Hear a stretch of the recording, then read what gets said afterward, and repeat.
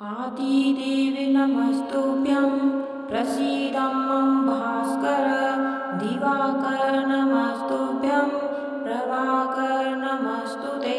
कार्तिक मास के शुक्ल पक्ष की षष्ठी तिथि को छठ पूजा का त्योहार मनाया जाता है। यह बिहार पूर्वांचल के साथ दिल्ली में भी बहुत हर्षोल्लास के साथ मनाया जाता है।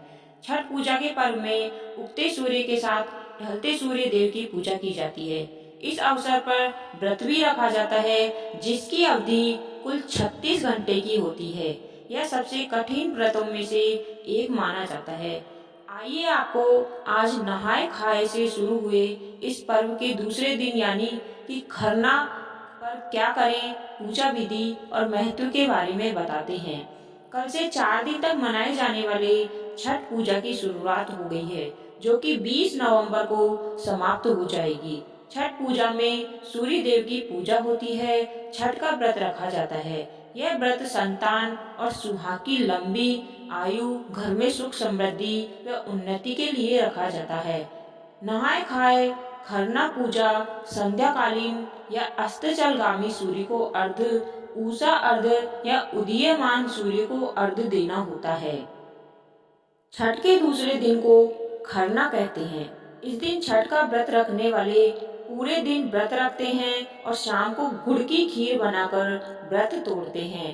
खीर खाने के बाद फिर व्रती कुछ नहीं खाते और इसी के साथ उनका निर्जला व्रत शुरू हो जाता है। खरना के दिन जरूर रखें इन बातों का ध्यान। सुबह जल्दी उठकर स्नान कर लें, पूजा करके व्रत का संकल्प लें। शाम को गुड़ की खीर बनाएं। गुड़ की खीर को रसिया कहा जाता है, जिसे सूर्य देव को अर्पित करें और साथ ही पूड़ी और मिठाई का भोग जरूर लगाएं। व्रत न रखने वाले सात्विक भोजन ही खाएं। आइए सुनते हैं अब छठ व्रत की कथा।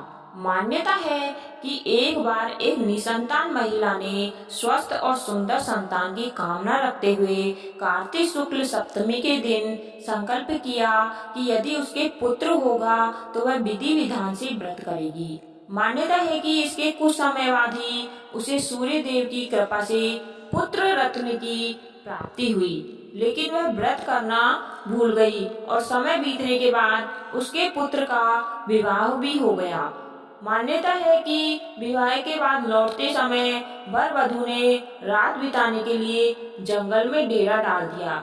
इसके बाद जब सुबह हुई तो वधू ने अपने पति को मृत पाया।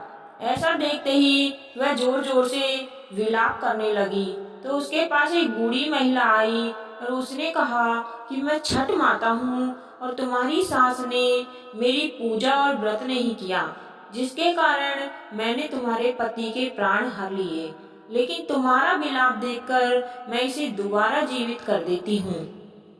अब तुम घर जाकर अपनी सास को उसका संकल्प याद दिलाना। मान्यता है कि सास इस पूरे घटनाक्रम की जानकारी मिलते ही अपनी गलती का एहसास हो गया और उसने बाद में विधि विधान से सूर्य षष्ठी का व्रत किया।